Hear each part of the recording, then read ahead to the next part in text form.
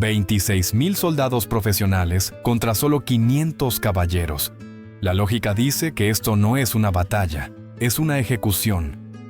Entonces, ¿por qué ocurrió lo imposible en Montgisard? ¿Por qué el ejército más temido de Oriente fue destruido en un solo día? ¿Cómo un rey de apenas 16 años, enfermo de lepra y condenado a morir, logró aplastar al poder absoluto de Saladino? Y hay una pregunta aún más inquietante. Si esta fue una victoria tan total, ¿por qué no salvó al reino de Jerusalén? Quédate, porque esta historia no trata de números ni de milagros, sino del error más peligroso de la guerra: la arrogancia. El año es 1177, y el equilibrio de poder en Oriente Próximo parece decidido. Salah ad-Din Yusuf ibn Ayyub, conocido en Occidente como Saladino, ha alcanzado la cima absoluta. Ha unido Egipto y Siria, ha forjado un imperio que se extiende del Nilo al Tigris y se ha convertido en el líder indiscutible del mundo musulmán. Su autoridad es firme, su prestigio incuestionable y su ejército, una máquina de guerra profesional, disciplinada y experimentada. Para él, solo queda una afrenta sin resolver, una espina clavada en el corazón de su dominio: el pequeño reino cristiano de Jerusalén, fundado por invasores europeos décadas atrás. No es solo un objetivo militar, es un insulto religioso que debe ser borrado del mapa. Frente a este coloso se alza una figura que nadie toma en serio. Balduino IV, rey de Jerusalén, tiene apenas 16 años, pero su juventud no es lo que despierta el desprecio de sus enemigos y la desconfianza de su propia corte. Balduino es leproso. La enfermedad incurable avanza lentamente por su cuerpo, devorando nervios y carne. No siente su mano derecha, sus pies están cubiertos de vendas y el dolor es una presencia constante. Muchos nobles lo consideran un castigo divino, un rey impuro, incapaz de gobernar y mucho menos de luchar. En silencio, esperan su muerte. Algunos incluso la desean. Lo que no ven es lo que se esconde bajo ese cuerpo enfermo. Balduino posee una mente fría, calculadora, una voluntad que no se ha quebrado. Donde otros ven debilidad, él ve claridad. Sabe que su tiempo es limitado y que no puede permitirse errores. Mientras Saladino observa el reino de Jerusalén como una presa madura, Balduino comprende que la guerra no se ganará por número ni por fuerza bruta, sino por decisiones tomadas en el momento exacto. La inteligencia de Saladino es clara. El reino cristiano está en su punto más débil. El anterior rey ha muerto. El trono está ocupado por un muchacho moribundo y las defensas parecen insuficientes. Es el momento perfecto para atacar. Convencido de que no encontrará resistencia real, Saladino reúne un ejército colosal. 26,000 hombres cruzan el desierto, mamelucos de élite, caballería ligera, infantería endurecida por años de campaña. Es la mayor fuerza que Tierra Santa ha visto en una generación. Balduino lo sabe. Sabe que quedarse en Jerusalén significa esperar el asedio y la derrota. Y entonces toma una decisión que horroriza a todos sus consejeros. No huirá. No se esconderá tras los muros de la ciudad santa. Reúne a los únicos hombres disponibles, 500 caballeros y unos pocos miles de infantes, y cabalga hacia el sur, directamente hacia el ejército de Saladino. Para muchos, es un acto de locura. Para Balduino, es la única opción. Dos hombres avanzan hacia el choque inevitable. Uno confía en su poder absoluto, el otro solo tiene su voluntad, y la certeza de que subestimar a un enemigo es el primer paso hacia la derrota. La invasión comienza como Saladino la ha imaginado. 26,000 hombres avanzan desde Egipto cruzando el desierto en columnas interminables. Mamelucos de élite, caballería ligera sudanesa, infantería siria curtida en campañas anteriores. No es una expedición, es una avalancha. Las fortalezas fronterizas no son un obstáculo. Gaza es sobrepasada sin dificultad. El plan es simple y lógico. Ignorar las defensas secundarias, marchar directamente hacia Ascalón y desde allí abrir el camino a Jerusalén. La ciudad santa está prácticamente indefensa. La victoria parece asegurada incluso antes de combatir. Balduino actúa con una rapidez que desconcierta a todos. Logra entrar en Ascalón justo antes de que la vanguardia de Saladino rodee la ciudad. Desde fuera, la situación es clara. El rey leproso y toda la fuerza de combate de élite del reino, los 500 caballeros, están encerrados tras los muros. Para cualquier comandante, es el final perfecto. El enemigo concentrado en una jaula, esperando ser aplastado por un asedio inevitable. Saladino observa y da por concluida la campaña. En su mente, la guerra ya está ganada. Convencido de ello, toma una decisión que cambiará el curso de la historia. Deja un pequeño destacamento para vigilar Ascalón y avanza con el grueso de su ejército hacia Jerusalén. ¿Por qué perder tiempo? La capital está vacía de defensores y el rey enemigo está atrapado. Es en ese momento cuando comete el mayor error de su vida. Un error nacido no de la ignorancia, sino de la arrogancia. Seguro de su triunfo, Saladino relaja la disciplina de su ejército. Permite que sus hombres se dispersen para saquear las aldeas del camino. Ramla, Lida y los campos circundantes se convierten en botín fácil. Las unidades se separan, los soldados se cargan de riquezas, los caballos pastan sin control. La estructura militar se diluye y la maquinaria de guerra se transforma lentamente en una horda confiada y desordenada. Todos creen que el enemigo está acabado, encerrado en Ascalón, paralizado por el miedo. Pero dentro de la ciudad, Balduino observa. Desde las murallas ve cómo la nube de polvo del ejército de Saladino se divide y se aleja. Ve cómo la fuerza principal se dispersa, borracha de una victoria que aún no ha ocurrido. Donde otros verían una derrota inevitable, él distingue una brecha. Un instante frágil, casi invisible, que solo existe porque su enemigo se siente invencible. Sus varones le suplican que no salga. Afuera no hay esperanza, solo una masacre segura. Morir tras los muros parece más sensato que ser destruido en campo abierto. Pero Balduino no escucha esas voces. Escucha a un hombre conocido por su violencia y su audacia militar, Reinaldo de Chatillon. Reinaldo no ofrece seguridad, ofrece una locura. Un ataque imposible contra un ejército que ha olvidado que la guerra aún no ha terminado. Mientras tanto, Saladino instala su campamento cerca de Montgisard. No levanta defensas serias.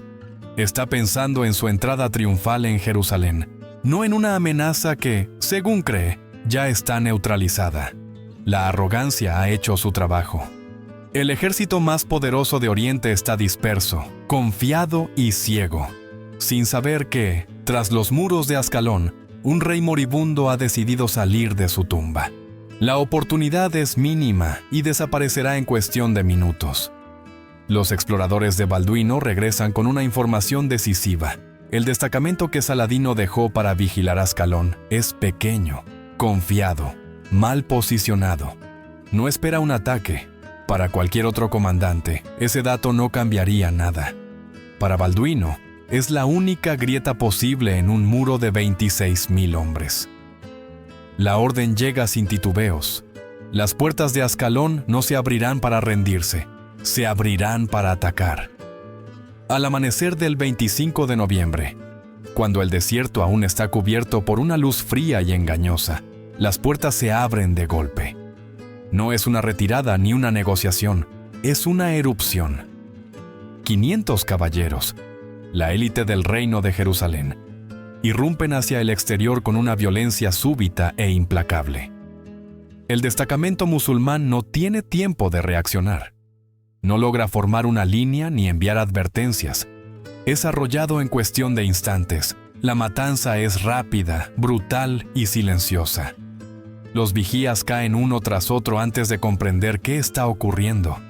El camino queda despejado y, por primera vez, Balduino ya no está atrapado. Ahora es él quien se mueve.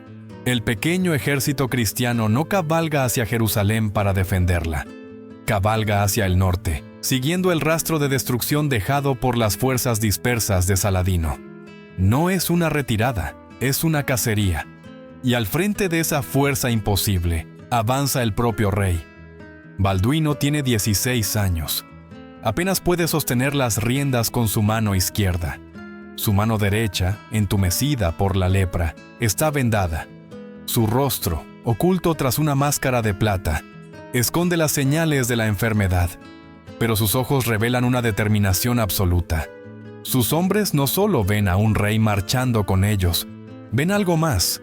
Llevan consigo la reliquia más sagrada del reino, un fragmento de la Vera Cruz. Para estos hombres, la maniobra deja de ser puramente militar. Se transforma en una guerra total, sin espacio para la duda.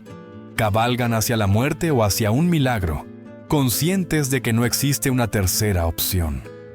Mientras tanto, el ejército de Saladino está extendido a lo largo de kilómetros. Las unidades saquean sin coordinación, los soldados descansan, los caballos pastan. La comunicación entre los comandantes es casi inexistente. Saladino, confiado y relajado, permanece cerca de Montgisard. Sus exploradores le aseguran que Balduino sigue encerrado. El rey niño, el leproso, no representa ninguna amenaza. En ese exceso de confianza, la guerra ha dejado de ser una alerta constante y se ha convertido en una celebración prematura. Balduino avanza en silencio, aprovechando cada segundo. Sabe que, si es descubierto, todo habrá terminado. La brecha es real, pero frágil. Y en ese espacio diminuto, entre la arrogancia de un imperio y la desesperación de un reino moribundo, la historia está a punto de romperse. Los exploradores regresan al galope con una noticia que parece irreal. El campamento principal de Saladino está a la vista. El sultán está allí. Y lo que han encontrado no es un ejército preparado para la guerra, sino un caos extendido sobre la arena. Los 26,000 hombres no forman líneas, no mantienen posiciones. Están dispersos, cargados de botín, con las armas apiladas y los caballos pastando sin vigilancia.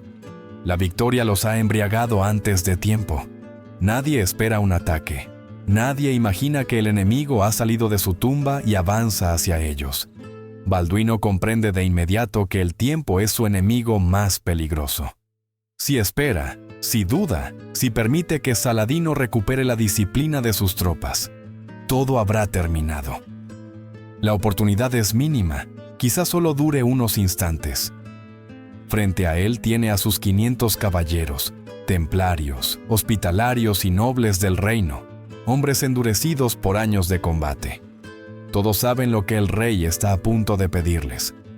No es una maniobra táctica, es una carga frontal contra un enemigo 50 veces superior en número.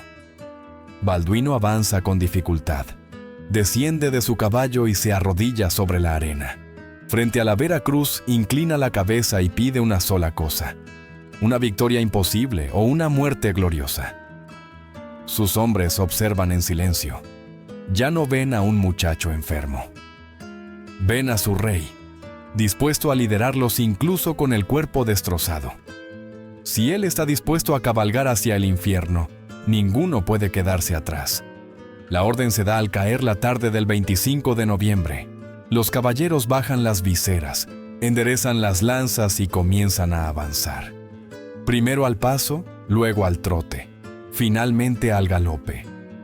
El campamento de Saladino escucha el estruendo antes de comprender lo que sucede. Un retumbar profundo atraviesa la tierra. Algunos piensan que es un terremoto. Entonces los ven. 500 jinetes blindados emergen de una nube de polvo, el sol poniente reflejándose en sus yelmos como un destello cegador. El pánico estalla al instante. Los soldados musulmanes están a pie. Sus armas no están en sus manos. Los comandantes gritan órdenes contradictorias. La guardia personal de Saladino, los mamelucos, intenta formar una línea defensiva, pero es demasiado tarde. La carga no golpea los flancos ni busca rodear al enemigo. Golpea directamente el centro, el corazón mismo del campamento, avanzando sin desviarse hacia la posición del sultán. El impacto es devastador. La línea de los mamelucos se rompe como cristal bajo un martillo. La infantería se disuelve. Los 500 caballeros atraviesan el campamento como una cuchilla caliente sobre mantequilla. No hay táctica refinada, solo violencia concentrada y velocidad absoluta. El terror se propaga más rápido que cualquier orden. Los soldados arrojan el botín, buscan desesperadamente sus armas, llaman a unidades que ya no existen. El aire se llena de gritos, no de guerra, sino de pánico puro. Saladino observa la escena paralizado. El conquistador de Egipto, el unificador del Islam, ha visto batallas antes, pero nunca algo así. Esto no parece un ejército enemigo, parece una fuerza sobrenatural. Sus guardaespaldas mueren a su alrededor creando un muro de cuerpos para protegerlo. Pero ese muro se desmorona. En el centro del caos avanza Balduino. Su máscara de plata destaca como un faro entre la confusión. La Vera Cruz avanza con él, un estandarte de madera enfrentado a un mar de acero. Para los hombres de Saladino, la percepción cambia. Ya no ven a 500 caballeros.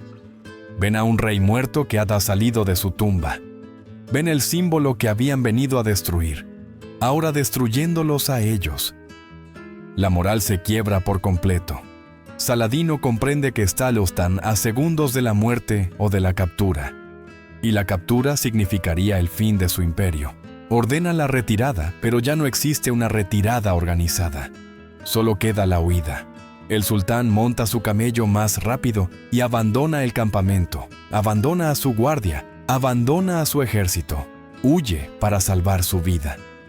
Cuando los 26.000 hombres ven a su líder escapar, la disciplina desaparece por completo. La batalla se transforma en una cacería humana.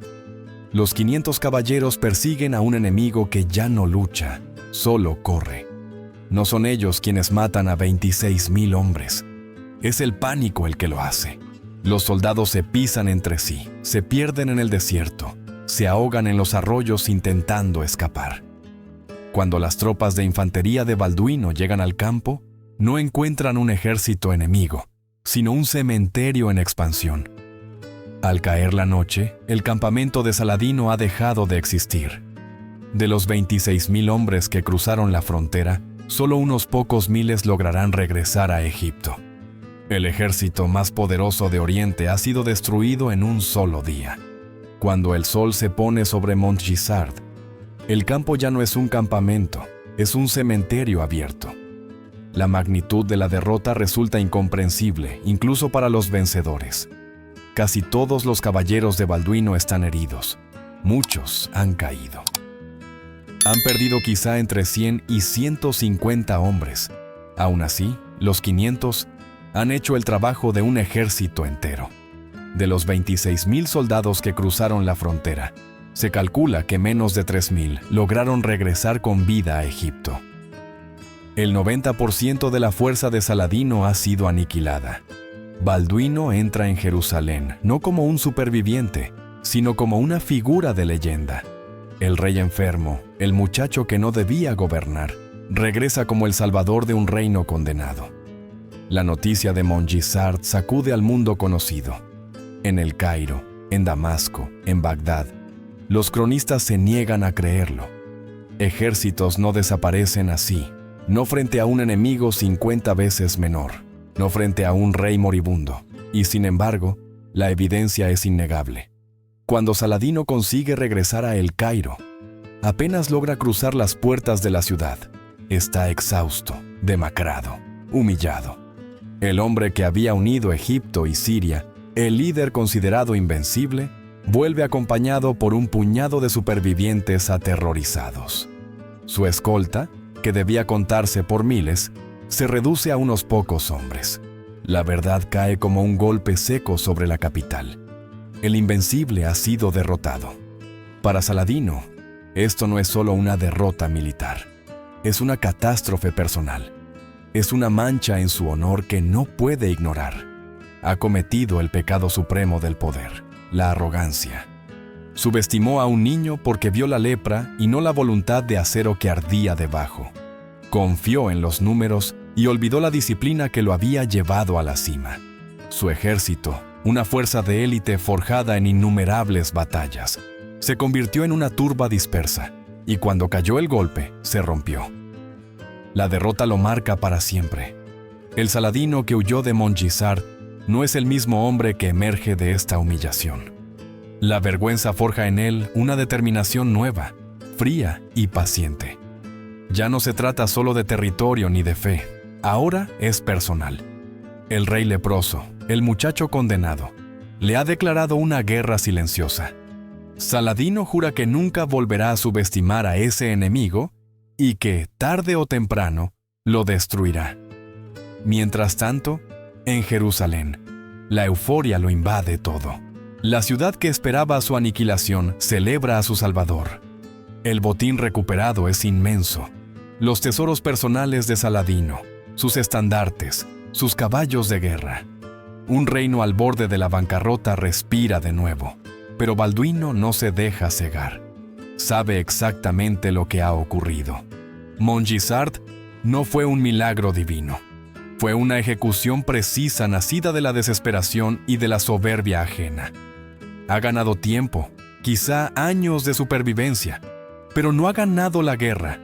El rey entiende su realidad con claridad brutal. Ha golpeado al león, no lo ha matado. Y ahora el león está herido y es más peligroso que nunca. Los años que siguen a Mongisart no traen paz, traen una calma tensa y engañosa. Balduino sabe que ha comprado tiempo, nada más. Mientras su cuerpo se deteriora lentamente, utiliza la autoridad que le ha dado la victoria para reforzar murallas, asegurar alianzas y preparar al reino para el regreso inevitable de Saladino. La lepra avanza sin piedad. Pierde sensibilidad, pierde fuerza, pero no pierde lucidez. Comprende que su enemigo ha cambiado y que la próxima guerra no se librará contra la arrogancia, sino contra la paciencia. Saladino, por su parte, reconstruye en silencio. Recluta hombres en Siria y Mesopotamia, reorganiza mandos y, sobre todo, purga cualquier rastro de exceso de confianza. El ejército que renace no es la horda dispersa de Mongisart. Es una fuerza disciplinada, endurecida por la humillación y guiada por un solo propósito: la venganza. El duelo entre ambos hombres no ha terminado, apenas ha entrado en una fase más peligrosa. Balduino decide provocar el choque en sus propios términos. Ordena levantar una nueva fortaleza en un punto clave del Jordán, el Vado de Jacob. El castillo, conocido como Chastelet, no es defensivo. Es una daga clavada en el corazón del sistema logístico de Saladino. Controla la ruta entre Damasco y Egipto y corta líneas de suministro vitales. Es un desafío directo, una declaración abierta de que el rey leproso sigue allí. Saladino intenta evitar el enfrentamiento. Envía emisarios, ofrece sumas enormes de oro para detener la construcción. Balduino se niega. No se trata de dinero, se trata de control. Cuando la fortaleza continúa creciendo, Saladino entiende que no tiene alternativa. En 1179, marcha con su nuevo ejército hacia el Vado de Jacob. La revancha ha comenzado. Balduino no espera tras los muros. Reúne a sus caballeros y sale a su encuentro, confiado en repetir la hazaña de Mongisart. Pero el Saladino que lo espera no es el mismo. Cerca de Mark Ayun, el sultán finge una retirada parcial. Es un cebo calculado. Los caballeros cristianos, ansiosos por otra victoria imposible, cargan creyendo ver una debilidad. En realidad, avanzan hacia una trampa. Las fuerzas de Saladino caen sobre ellos desde varios flancos. Es una emboscada perfecta. La caballería de Balduino es destrozada. No hay heroísmo ni milagro, solo una ejecución táctica. El ejército cristiano se desintegra. El caballo del rey es abatido y Balduino cae al suelo. Sus guardaespaldas logran arrastrarlo fuera del combate por segundos. El héroe de Mongisart huye. La humillación ha cambiado de manos.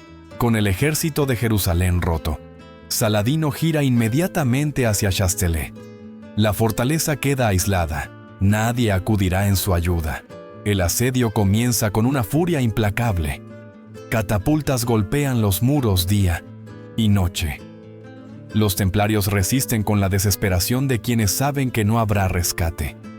Durante días reparan brechas bajo una lluvia de flechas y fuego, pero los muros ceden. Los ingenieros de Saladino excavan túneles bajo la torre principal, llenan los pasajes con materiales inflamables y prenden fuego. El suelo se hunde, la torre colapsa y abre una brecha definitiva. El asalto final no es una batalla, es una matanza. La fortaleza cae en menos de una semana.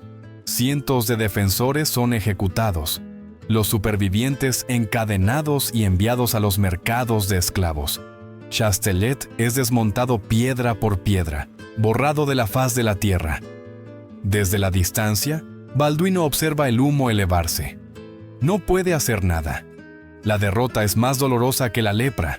Ha perdido a sus mejores hombres y ha aprendido una verdad devastadora. Saladino ha evolucionado. El hombre que huyó en Montgisart ha desaparecido. En su lugar hay un estratega frío y metódico. El duelo ha entrado en su fase final. La derrota en Marchajun y la caída de Chastelet marcan un antes y un después. El cuerpo de Balduino se deteriora con una rapidez brutal. La lepra le roba la vista, la movilidad y la fuerza. Apenas puede sostener una pluma, mucho menos una espada. La corte se llena de susurros, de intrigas, de ambiciones abiertas. Muchos creen que el reino ya no tiene rey, solo un cuerpo moribundo esperando su final. Saladino lo sabe y avanza con una presión constante, desgastando la economía, quemando campos, sembrando el miedo. Jerusalén respira, pero lo hace con dificultad. Entonces ocurre el último desafío. Reinaldo de Chatillon rompe una tregua y ataca una caravana protegida, una afrenta personal para Saladino. La respuesta es inmediata. El sultán reúne un ejército inmenso y pone sitio a Kerak, la fortaleza de Reinaldo. Las catapultas golpean sin descanso. Si Kerak cae, el camino a Jerusalén queda abierto. El reino se enfrenta al colapso definitivo. En Jerusalén, Balduino yace casi ciego, paralizado, reducido a un susurro. Sus consejeros le piden que nombre un regente, que acepte lo inevitable. Pero el rey se niega a morir en una cama mientras su reino arde. Da la orden más impactante de su vida. El ejército marchará. Si no puede montar, lo llevarán. Se construye una litera reforzada con acero. Sobre ella será transportado el rey, y delante avanzará el estandarte real. La noticia se extiende como un fuego. El rey leproso va a la guerra, no a caballo, sino llevado como un mártir viviente. Soldados desmoralizados recuperan algo que creían perdido: inspiración. Marchan no por la victoria, sino por su rey. La columna avanza por el desierto en una procesión casi fúnebre. Cada sacudida es una tortura para el cuerpo destrozado de Balduino, pero no se detiene. Cuando los exploradores informan a Saladino, el silencio cae sobre su tienda. El ejército cristiano se acerca. ¿Quién lo lidera? No es un general, es el rey. No monta, lo llevan. Saladino comprende lo que significa. Luchar contra un ejército guiado por un mártir viviente es un riesgo estratégico imposible de calcular. Si vence, habrá matado a un moribundo. Si pierde, la humillación superará incluso a Montgisart. Saladino toma una decisión fría y calculada. Levanta el asedio. Cuando el ejército de Balduino alcanza las colinas sobre Kerak, presencia lo imposible. El ejército de Saladino se retira. Las catapultas son desmontadas. La invasión se disuelve sin que se dispare una sola flecha. Balduino ha ganado su última victoria simplemente apareciendo. Su voluntad ha sido un arma más poderosa que cualquier ejército. El regreso a Jerusalén no es un desfile triunfal, es una procesión silenciosa. El rey ha salvado a su reino una vez más, pero el precio es absoluto. El esfuerzo ha consumido los últimos restos de su vida. Balduino ha vencido por última vez, no a Saladino, sino a su propio cuerpo. Balduino regresa a Jerusalén sabiendo que no volverá a levantarse. La ceguera es casi total, el dolor constante, y el cuerpo que una vez desafió a un imperio se ha convertido en una prisión. Pero antes de morir, el rey entiende que su última batalla no será contra Saladino, sino contra su propia corte. Sabe que, si el reino cae en manos equivocadas, todo lo que ha ganado con sangre se perderá en un instante.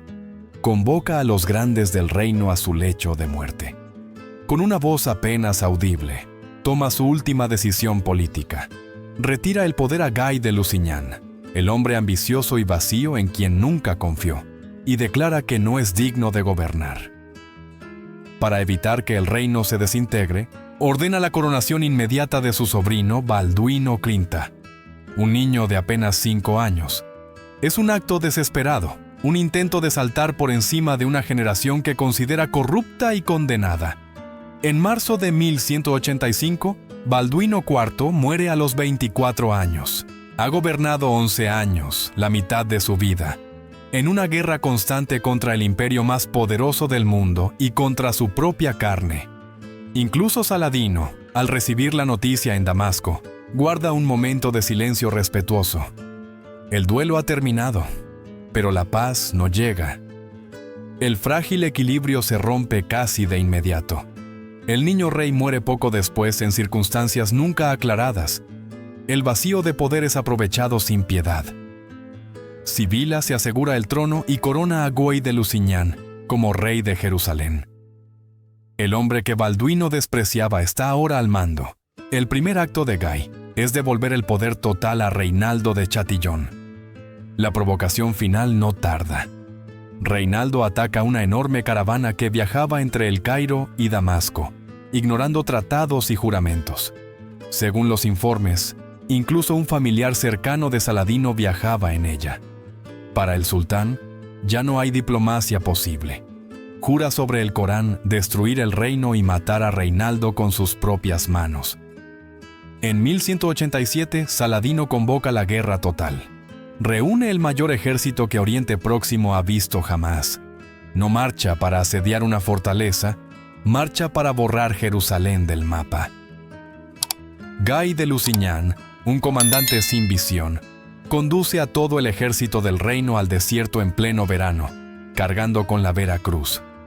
Saladino lo deja avanzar y luego le corta el acceso al agua. Rodeados, sedientos y agotados, los cristianos son aniquilados en Hattin. No es una batalla, es una ejecución. La Vera Cruz es capturada. El ejército del reino deja de existir en un solo día. Guy y Reinaldo son llevados ante Saladino. El sultán ofrece agua al rey capturado y se la niega a Reinaldo. Cumple su juramento y lo ejecuta con sus propias manos.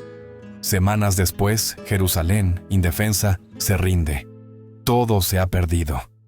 No por el genio de Saladino, sino por la incapacidad de los hombres que heredaron la corona. La victoria imposible de Montgisard, la voluntad de acero del rey leproso que derrotó a un imperio incluso desde su lecho de muerte, se desvanece en la incompetencia y la traición. El reino no cayó por falta de héroes, cayó porque nadie fue digno de heredar el legado de un gigante.